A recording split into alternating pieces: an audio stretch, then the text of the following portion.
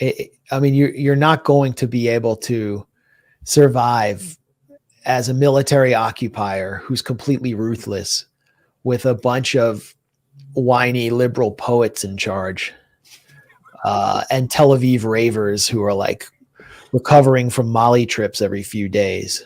It's not going to happen. So, you know, the killers are in charge, and the happy people in Israel, the people who express strong approval ratings of the government and of society, those are the settlers, the religious nationalists. This is the heartbeat of Israeli society, Jewish Israeli society. It's being expressed on a podcast called Two Nice Jewish Boys. They're very nice. So I would, if you gave me a button to just erase Gaza, every single living being in Gaza would no longer be living tomorrow, I would press it in a second. That's just, I think most Israelis, if that's agree. The choice. Yeah. Mm-hmm. No, even if it's not like right now. Yeah, no. I would press it right now. Mm-hmm. Mm-hmm. Yeah, same with the territories. I would press it right now. Mm-hmm. No choice. No, Shalon is safe at home. God willing. I don't know. I haven't spoken to her in like an hour. No, I'm saying for the chance. Yeah. Yeah. I would press it right now. Give me that button and press it right now. There you go. And I think most Israelis would. Yeah. Most Jewish Israelis. They wouldn't post. They wouldn't talk about it like I am. Mm-hmm. They wouldn't post. They wouldn't say I pressed it. Yeah. They don't have balls of steel like you. They would, but they would press it, right? Like if they were in a closet alone, they wouldn't even hesitate. Mm-hmm. Someone came to them and Hadar said, "No one will know. You press this, all the Palestinians are gone." You'd be like, "Fucking hey, is there another one?" Yeah, that's two. I mean, we're actually two nice Jewish boys. That's two Nazi Jewish boys, two Judeo-Nazi boys. And, those are influential figures in Israeli society. That's Eitan Weinstein saying he would push the button. And Naor Menninger, they're from the Ashkenazi elite of Israeli urban cosmopolitan society. They speak perfect English. And they're saying what Jewish Israelis have been saying for a long time in Hebrew. And I think that's what's so jarring about this clip was that they said it in moderately American accented English, mm-hmm. And so I appreciate it. I appreciate that they did that because what he's saying is true.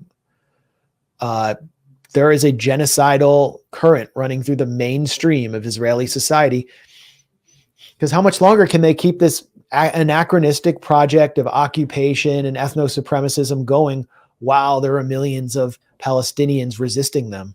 It just becomes really uncomfortable. Weinstein has done events with Netanyahu. He's gone on tours of Canadian synagogues. He's someone who's completely welcomed by the North American Jewish establishment, and he's a genocidal maniac. And I saw that one of them tried to issue some statement clarifying their remarks, but his statement basically ended up confirming that that's exactly what he meant. Or he couldn't even retract it because, as you say, he believes it, and actually. A lot of Israeli society does too. Here it is.